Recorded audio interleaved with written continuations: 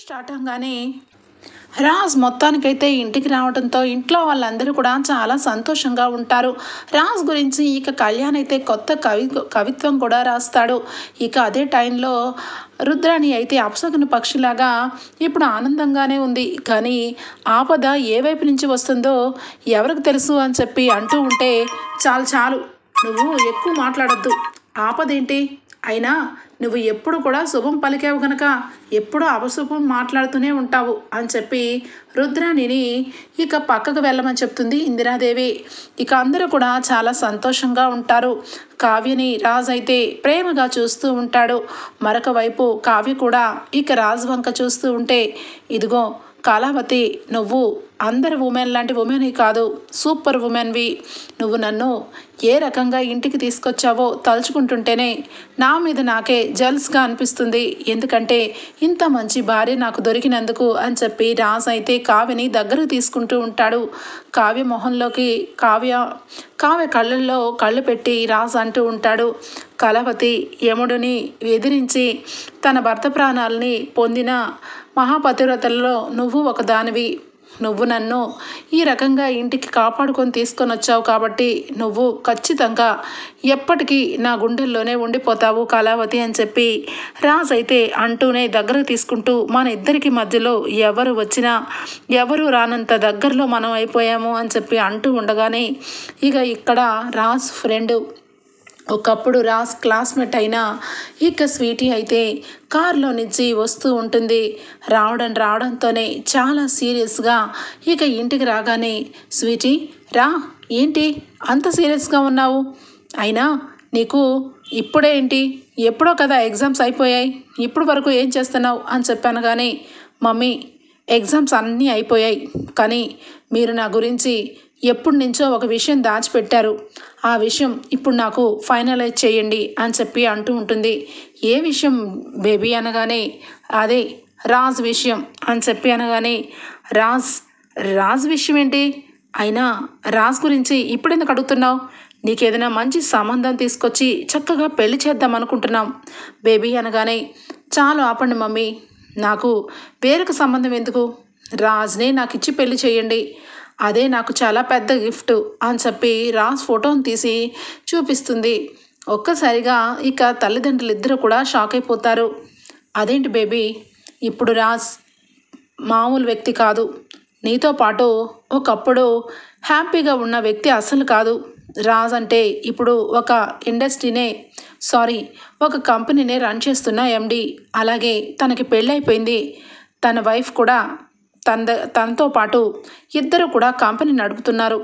ఈ విషయం నీకు తెలియదు అనుకుంటా కదా అనగానే, అయ్యో మమ్మీ, ఇదేమీ తెలియకుండానే ఇండియా వచ్చాను నేను, రాజ్ నాకు కావాల్సిందే, రాజ్ని పెళ్లి చేసుకొని తీరాల్సిందే, మీరు ఏం చేస్తారో నాకు తెలీదు, రాజ్ని నన్ను ఇద్దరికీ కలిపి పెళ్లి చేస్తే చాలు, ఇక జీవితాంతం నేను హ్యాపీగా ఉంటాను అనగానే, వెంటనే ఏం చేయాలి, తప్పకుండా ఏదో ఒకటి చెయ్యాలి బేబీ, మళ్ళా ఏదైనా అంటే ఖచ్చితంగా ఇక్కడి నుంచి శాశ్వతంగా వెళ్ళిపోతుంది, కాబట్టి సరే బేబీ, వాళ్ళ ఇంట్లో వాళ్ళ అమ్మా నాన్నని ఒక మాట అడుగుదాం అనగానే, మమ్మీ, రాజుని పెళ్లి చేసుకోవాలంటే వాళ్ళ అమ్మా నాన్నని అడగడం కాదు, ముందు రాజు భార్యని పక్కకు తప్పించాలి, రాజ్ కావ్యకి విడాకులు ఇచ్చేలాగా చేసి రాజుని నా సొంతం చేసుకోవాలి, ముందు ఆ పని కానివ్వండి అనగానే ఇంట్లో వాళ్ళ అమ్మ నాన్న అయితే, సరే స్వీటీ, నీ ఇష్టం, నీకు నచ్చిందే కదా మేము ఎప్పుడు చేసేది, నువ్వు మాత్రం టెన్షన్ పడద్దు, ఖచ్చితంగా రాజ్ నీవాడవుతాడు అని చెప్పి ఇక ఇంట్లో వాళ్ళైతే తన మాటకి ఓకే చెప్తారు. ఇక తనైతే చాలా హ్యాపీగా, రాజ్ వచ్చేసాను, రాజ్ నీకోసం వచ్చేసాను, ఖచ్చితంగా నన్ను నువ్వు చూస్తే హ్యాపీగా ఫీల్ అవుతావు, ఒకప్పుడు నేను నీకు కావాలని నా వెనక పడిన వాడివే, నా గురించి నువ్వు ఎంతగానో తప్పించిన వాడివే, ఇప్పుడు కానీ నేను నీ కంట పడితే నువ్వు అన్నీ వదులుకొని నాతో వచ్చేస్తావని నాకు తెలుసు రాజ్, నాకు తెలుసు అని చెప్పి ఇక మనసులోనే మురిసిపోతూ రాజ్తో పాటు ఇక గడిపిన క్షణాలన్నీ గుర్తు తెచ్చుకుంటూ ఉంటుంది. కాలేజ్ టైం అప్పుడు రాజ్ తనతో పాటు చాలా క్లోజ్గా ఉన్న విషయాలన్నీ కూడా గుర్తు తెచ్చుకుంటూ ఉంటుంది. ఇక ఇక్కడికి వచ్చేస్తే అందరూ చాలా సంతోషంగా ఉన్న సందర్భంలో స్వయంగా అపర్ణాదేవి ఇక పాయసం తయారు చేసి అందరికీ కూడా ఇస్తుంది. రాజ్ కావ్య ఇక పాయసం తీసుకొచ్చాను రండి అని చెప్పి పిలవగానే రాజ్ కావ్య ఇద్దరు కూడా కిందికి వస్తారు. రాజ్ ఇక పాయసం తీసుకుంటూ ఉంటే కావ్య కూడా తీసుకొని ఇక తినబోతూ ఉండగా ఒక్కసారిగా వామిటింగ్స్ అవుతాయి కావ్యకి. కావ్య వెంటనే పరుగున వెళ్ళి వామిటింగ్స్ చేసుకుంటూ ఉంటుంది. ఒక్కసారిగా ఇంట్లో అందరూ ఆశ్చర్యపోతూ ఉంటారు. కళావతి, ఏమైంది కళావతి, నీకు ఏమైంది, ఎందుకు వాంతులు చేసుకుంటున్నావు అని చెప్పి రాజ్ అయితే టెన్షన్ పడుతూ ఉంటే ఒక్కసారిగా ఇక ఇందిరాదేవి, ఒరే మనవడా నువ్వు పక్కకి జరుగు, కళావతి ఎందుకు వాంతులు చేసుకుంటుందో నేను కనుక్కుంటాను కానీ నువ్వు పక్కకు వెళ్ళు అని చెప్పి ఇక అన్ని విషయాలు క్లియర్గా అడుగుతుంది. దాని సమాధానం విని అయితే ఏదో గుడ్ న్యూస్ లాగే ఉంది, ముందు ఫోన్ చేద్దామని చెప్పి ఇక ఫ్యామిలీ డాక్టర్కి ఫోన్ చేసి కావ్య పరిస్థితి ఇక డాక్టర్ ద్వారా తెలుసుకుంటారు. డాక్టర్ అయితే కావ్య చాలా హెల్తీగా ఉంది, కానీ తను కొంచెం నీరసంగా ఉండటం వల్ల కళ్ళు తిరిగినట్టుగా వామిటింగ్స్ అయినట్టుగా ఉంటాయి. ఎందుకంటే తను ప్రెగ్నెంట్ కదా, ఖచ్చితంగా ఇవన్నీ ప్రెగ్నెంట్లో కామనే అని చెప్పి గుడ్ న్యూస్ని చెప్పడంతో ఇంట్లో అందరూ చాలా హ్యాపీగా ఫీల్ అవుతారు.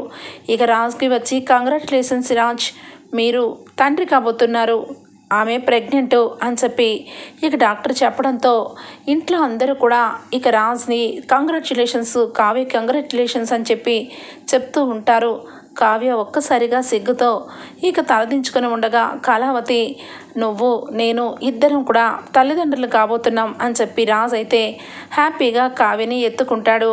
ఇక ఇంట్లో అందరూ కూడా రాజ్ కావ్యని ఇద్దరిని కూడా చాలా సంతోషంగా అప్రిషియేట్ చేస్తూ ఇక ఇంటికి వారసుడు రాబోతున్నాడు, అందుకే తండ్రిని ముందుగానే కాపాడుకున్నాడు అని చెప్పి ఇక ఇందిరాదేవి అంటూ ఉంటుంది. ఒకవైపు ఇక సీతారామయ్య అయితే చాలా సంతోషంగా, ఒరే రాజ్ నువ్వే నాకు ఇంకా మనవడి కదరా, ఇంతలోనే ఒక ముది మనవుడిని ఇస్తున్నావన్నమాట, నీలాగే వాడు కూడా బుద్ధిమంతుడిగా ఉండాలి అనగానే, అదేంటి బావా అప్పుడే మనవడని చెప్తున్నారు, వంశాంకురం గురించే మాట్లాడుతున్నారు, ఏ మనవరాలైతే వద్దా అనగానే, అయ్యో చిట్టి, నాకు మనవరాలైనా మనవడైనా ఇద్దరూ సమానమే, కావ్యలాగా పుట్టినా సరే రాజులాగా పుట్టినా సరే అనగానే ఇక కావ్య అయితే చాలా సంతోషపడుతూ ఉంటుంది. అప్పు అలాగే ఇక అక్కడే ఉన్న స్వప్న కూడా ఇద్దరు కూడా కావ్య దగ్గరికి వచ్చి కంగ్రాచులేషన్సే కావ్య అని చెప్పి అంటూ ఉండగా ఇంతలోనే రుద్రాణి అయితే చాలా మొహం మార్చుకొని, ఈ కావ్య కడుపుతో ఉందా అంటే రాజుతో పాటు శాశ్వతంగా కలిసి ఇక్కడ బ్రతకడానికి డిసైడ్ అయిపోయినట్టుంది, ఈ కావ్యని పంపించాలనుకుంటే ఇక్కడే వృక్షంలాగా ఇక మొత్తానికి బాతుకుపోతుంది, ఈ కావ్య ప్రెగ్నెంట్ ఎలా ఉంటుందో నేను చూస్తాను, ఆ ప్రెగ్నెంట్ ఎలా నిలబడుతుందో నేను చూస్తాను, ఈ కావ్యకి బాగా ఈ మధ్య బాగా బలం పెరిగిపోయింది, ఇటు ఇక అమ్మ నాన్న అటు చూస్తే వదినలు మొత్తం సపోర్ట్ మొత్తం కావ్యకే, ఈ కావ్య కడుపుతో లేకుండా పూర్తిగా ప్రెగ్నెంట్ లేకుండా ఉంటే తప్ప ఈ ఇంట్లో నా మాట చల్లదు, అసలు పిల్లలు లేకపోవడం కాదు శాశ్వతంగా పిల్లలు లేకుండా చేస్తాను అని చెప్పి ఇకైతే పన్నాగం అయితే పన్నుతూ ఉంటుంది రుద్రాణి. మరొక వైపు రాహుల్ అయితే, మమ్మీ ఏంటి మమ్మీ, మనం ఏదనుకుంటే దానికి ఆపోజిటే జరుగుతుంది, ఏదో ఒకటి చెయ్యాలి మమ్మీ, లేదంటే మనకి ఇంట్లో విలువ లేకుండా పోతుంది అనగానే, రేయ్ మనం ఏదో ఒకటి చేసి అందరికీ దొరికిపోయామంటే ఈ టైంలో నువ్వు నేను చెప్పెత్తుకోవడానికి కూడా పనికిరాము, అందుకే కావ్య కడుపుతో ఉందన్న విషయం తెలిసింది కదా, ఇక నుంచి ఇక మన ప్లాన్ని ఇంప్లిమెంట్ చేద్దాం అని చెప్పి ఇక కావ్య గురించి చాలా గట్టిగా ప్లాన్ చేస్తుంది రుద్రాణి. ఇక కావ్య అణువు ఇంట్లో ప్రతి నిమిషము కావ్య ఏ రకమైన తిండి తింటుంది, ఏ రకంగా ఉంటుంది అన్నది మనం ఒక కన్నేసి ఉంచాలి, ఇక వెంటనే ఈ విషయంలో ఉండు అని చెప్పి కావ్య గురించి ఇక రుద్రాణి అయితే రాహుల్కి చెప్తుంది. మొత్తానికైతే కావ్య కడుపుతో ఉందన్న విషయం వల్ల ఇంట్లో అందరూ సంతోషంగా ఉంటారు. కానీ రాజ్ మాత్రం ఇక కావ్య ఇంకా మామూలు మనిషి కూడా కాదు, ప్రెగ్నెంట్ కాబట్టి ఆఫీస్కి రావద్దని చెప్పాలి, ఆఫీస్లో వర్క్ అంతా నేనే చేసుకుంటాను అని చెప్పి ఇక మార్నింగే రెడీ అవుతూ ఉంటాడు రాజ్.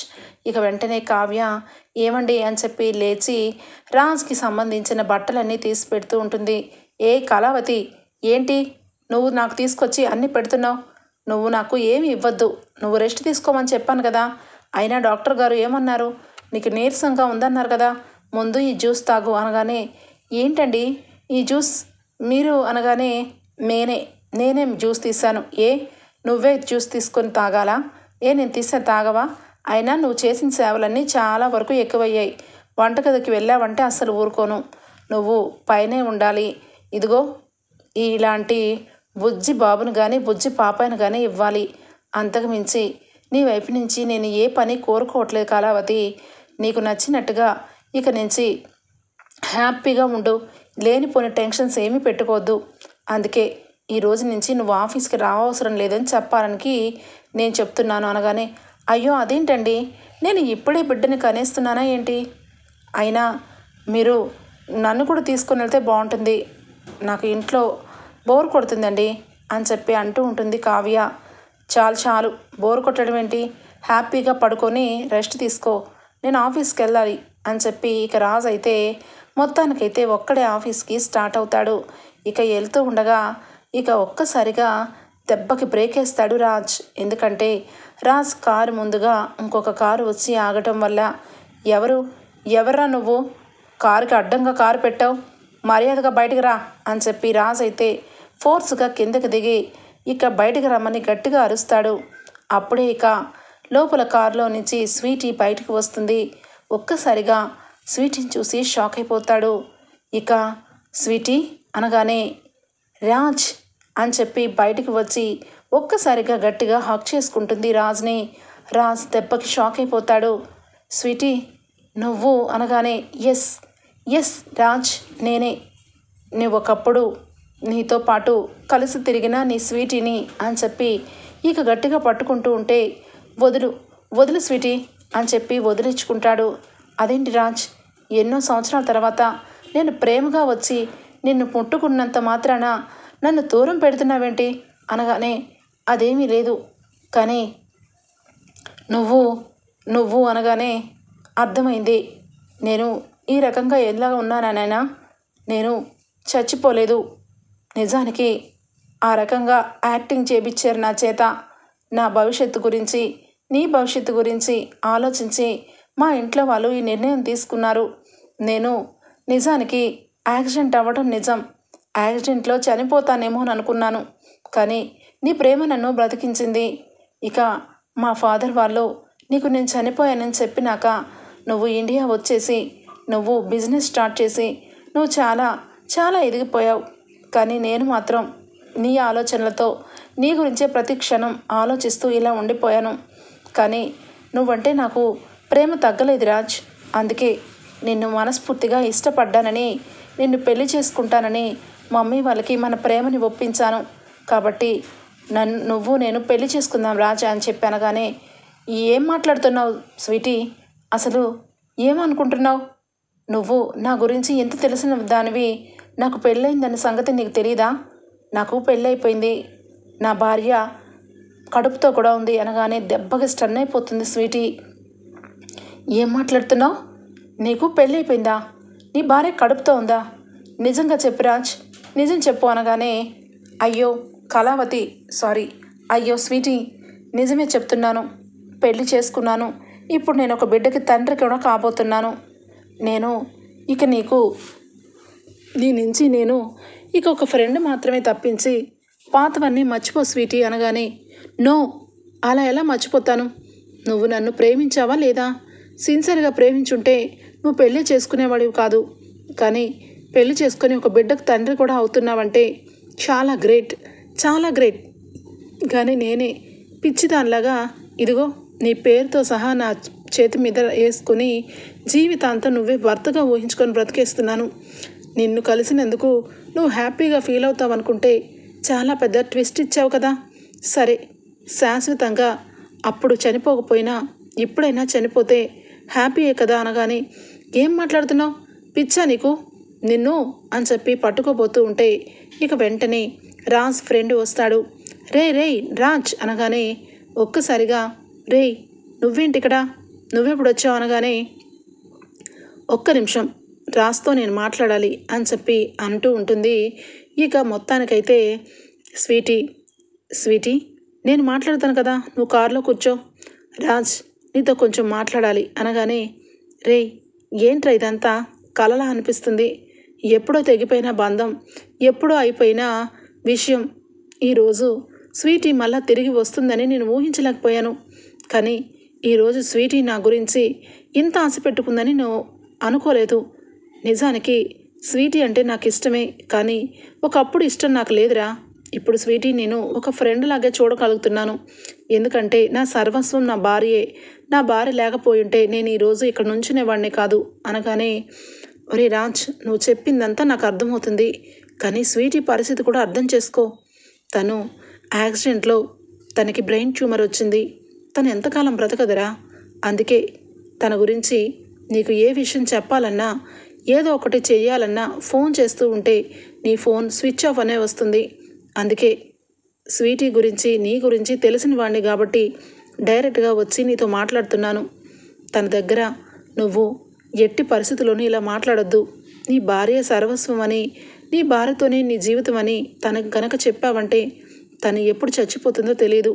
ఒకప్పుడు నిన్ను ప్రేమగా ప్రేమించిన స్వీటీని కళ్ళ ముందే చంపుకోవాలని చూస్తే ఇలా చెయ్యి. లేదు తనని ఎప్పుడులాగే ప్రేమగా చూస్తూ తన ప్రాణం కోసం నువ్వు ఒక అబద్ధం ఆడినంత మాత్రాన నీ భార్యకి ఏం తెలియదు కదా. నీ భార్యకి దృష్టిలో నువ్వు ఎప్పుడు శ్రీరామచంద్రుడివే రాజ్. నాకు బాగా తెలుసు నీ భార్య గురించి అని చెప్పి ఇక అన్ని విషయాలు రాజ్కైతే సపోర్ట్గా మాట్లాడుతూ ఉంటాడు. ఇక ఎంతగానో ఒకప్పుడు ప్రేమించిన స్వీటీకి బ్రెయిన్ ట్యూమర్ ఉందన్న సంగతి తెలిసిన రాజ్ ఒక్కసారిగా బాధపడుతూ, నిజమా స్వీటీకి బ్రెయిన్ ట్యూమర్ ఉందా?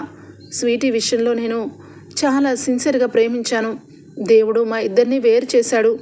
కొంతకాలం స్వీటీ వల్లే నేను నా భార్యని దూరంగా పెట్టాను. కానీ ఇప్పుడు మాత్రం నాకు బాధ అనిపిస్తుంది. స్వీటీ ఇంత చిన్న వయసులో తను అంత పెద్ద భయంకరమైన వ్యాధిని ఏ రకంగా పెట్టుకునుందిరా అని చెప్పి వెంటనే స్వీటీ దగ్గరికి వస్తాడు. ఇక స్వీటీ అయితే కోపంతో, ఏంటి నువ్వు ఒక బిడ్డకు తండ్రి కూడా కాబోతున్నావు కదా, వెళ్ళు నీ భార్య పిల్లలతో సంతోషంగా గడుపు, నేను ఏమైపోతే నీకేంటి అనగానే వెంటనే, అయ్యో స్వీటీ నేను ఏదో తమాషాగా చేశాను, నేను ఎందుకు పెళ్లి చేసుకుంటాను చెప్పు, నాకేమీ పెళ్లి కాలేదు. నువ్వు ఎలా సింగిల్గా ఉన్నావో నేను కూడా అలాగే ఉన్నాను అనగానే ఒక్కసారిగా సంతోషంతో, నిజంగానా రాజ్, నా గురించి నువ్వు ఇప్పుడు వరకు ఒంటరిగానే ఉన్నావు కదా, నాకు తెలుసు నా రాజ్ ఎప్పుడూ కూడా నన్ను వదిలి వెళ్ళడని అని చెప్పి మరొకసారి రాజ్ని గట్టిగా పట్టుకోగానే రాజ్ మాత్రం ఇక ఏమీ అనకుండా సైలెంట్గా ఉంటాడు.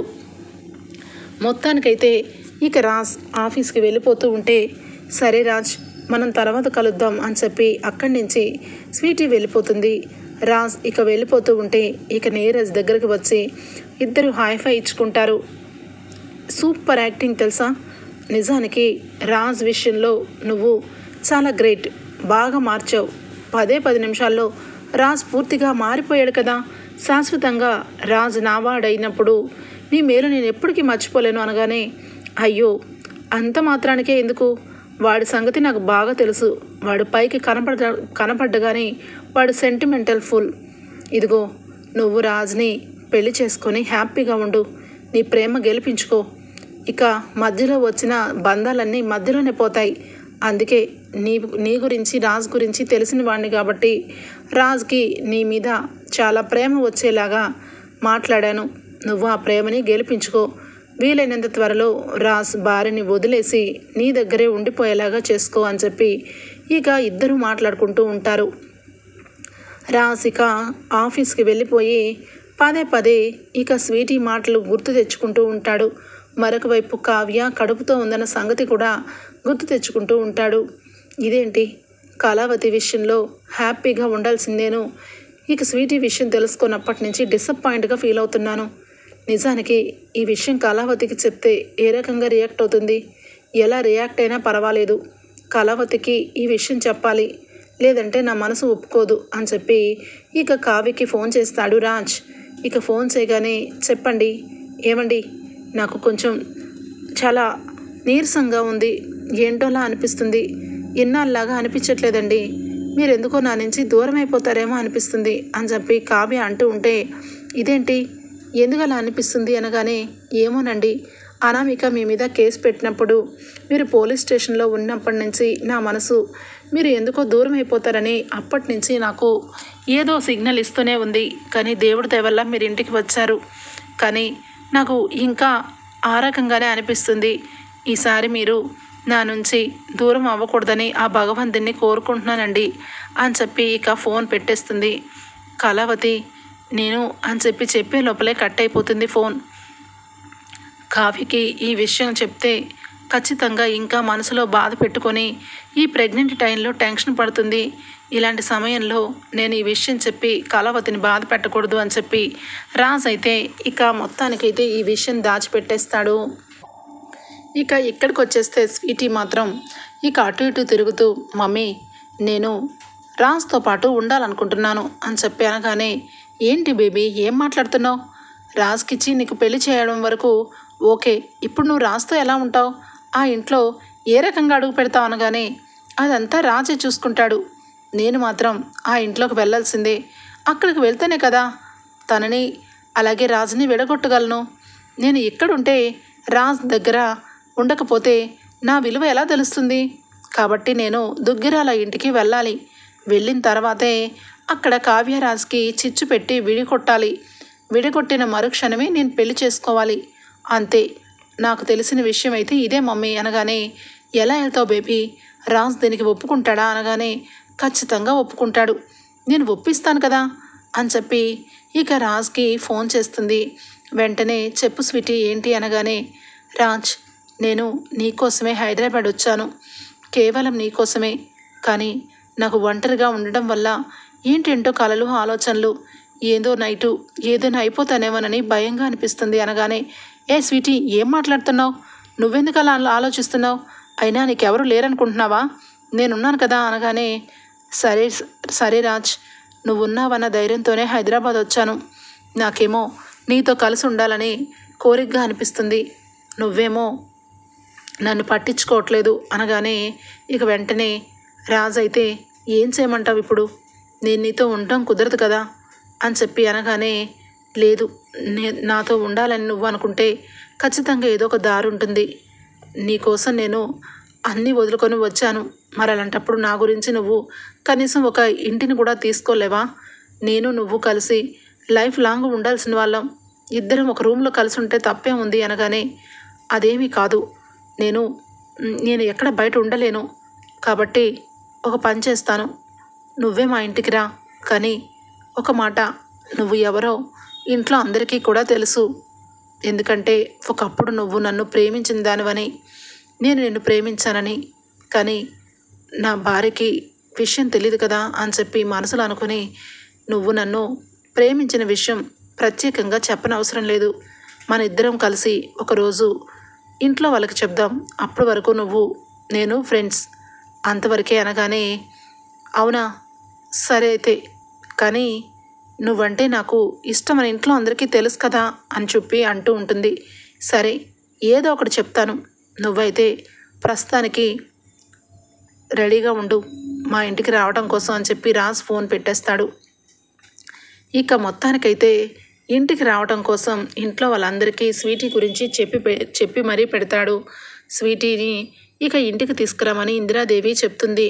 ఎందుకంటే తను నార్మల్గా హెల్తీగా లేదని, తనకి ఆల్రెడీ ఒంట్లో బాలేదని ఈ విషయాలన్నీ చెప్పడం వల్ల ఇంటికి తీసుకురమని చెప్పడం జరుగుతుంది.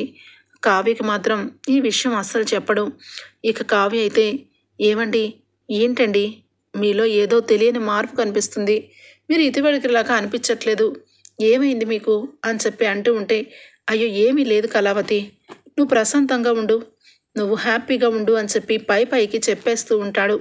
ఇక మొత్తానికైతే ఇక స్వీటీ అయితే దుగ్గిరాల ఇంటికి వస్తుంది. రావడంతోనే హాల్లో అందరినీ పలకరిస్తుంది.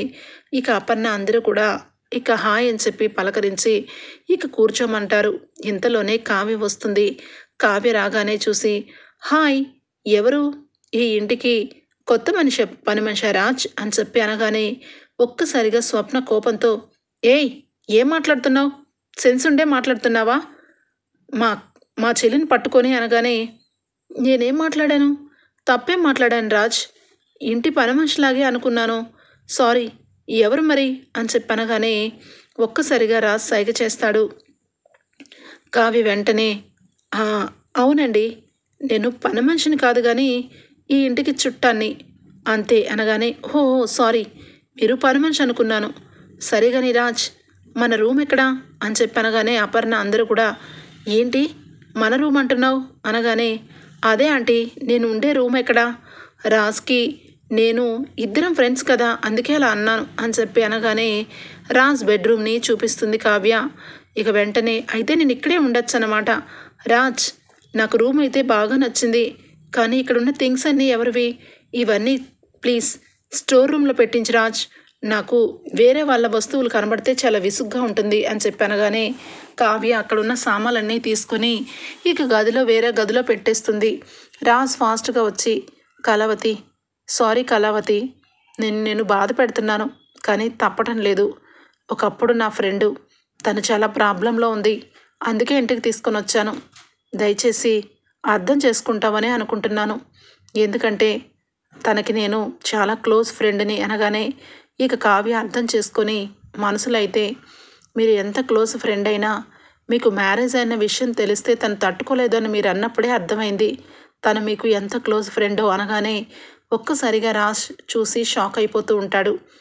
ఎందుకండి, ఎందుకు అలా చూస్తున్నారు, నాకు తెలియదు అనుకుంటున్నారా, మీరు ఎప్పుడైతే ఫోన్ మాట్లాడుతూ మీరు రాత్రంతా బయట నుంచొని ఆలోచిస్తున్నారో అప్పుడే అర్థమైంది మీరు ఆమె ఇద్దరూ కలిసి ఒకప్పుడు ప్రేమికులని. నా గురించి నేను తనకేమీ చెప్పనులేండి, తన ఆరోగ్యంగా ఉంటే అంతే చాలు అని చెప్పి కావ్య అనడంతో ఇక రాజ్ అయితే ఊపిరి పీల్చుకుంటాడు. మొత్తానికి కళావతికి కూడా విషయం తెలుసు కాబట్టి ఇక కూల్గా ఉండొచ్చు. త్వరలోనే తనకి ట్రీట్మెంట్ చేయించి తనకి జరిగిందంతా చెప్పి ఇక అప్పుడు ఇక ఫారెన్ పంపిస్తాను అని చెప్పి రాజ్ అయితే అనుకుంటాడు. మరొక వైపు ఇక స్వీటీ మాత్రం ఇక ఈ రూమ్ నాది, ఈ రూమ్లో శాశ్వతంగా నేను రాజ్ హ్యాపీగా ఉంటాం. ఈ కావ్య కడుపుతో ఉందా, కడుపుతో ఉన్నదాన్ని కరణిస్తానా ఏంటి, ఏదో ఒక రకంగా ప్రెగ్నెంట్ పోగొట్టుకొని శాశ్వతంగా పిల్లలు లేకుండా చేసి ఇక పిల్లలు లేకపోతే రాజ్కి వంశాంకరం ఉండదు కాబట్టి నన్ను పెళ్లి చేసుకునేలాగా చేసి తీరుతాను అని చెప్పి మనసులో అయితే కావ్య ఫోటోని చూస్తూ ఇక తన మనసులో తను అనుకుంటూ ఉంటుంది.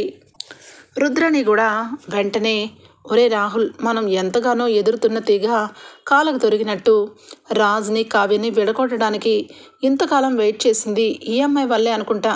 ఆ అమ్మాయిని చూస్తుంటే నాకైతే ఒకప్పుడు నాలాగా అనిపిస్తుంది, తనని చూస్తుంటే ఎందుకో మన పగ తన ద్వారా తీసుకుంటుందేమో అనిపిస్తుంది. ఎందుకంటే మొదటి రోజే ఇక రాజ్ వాళ్ళ రూమ్లో నుంచి కావ్యని పెళ్ళప్పుడు ఏ రకంగా స్టోర్ రూమ్లోకి అడుగుపెట్టిందో సేమ్ అలాగే పాపం స్టోర్ రూమ్లోకి అడుగుపెట్టేలా చేసింది.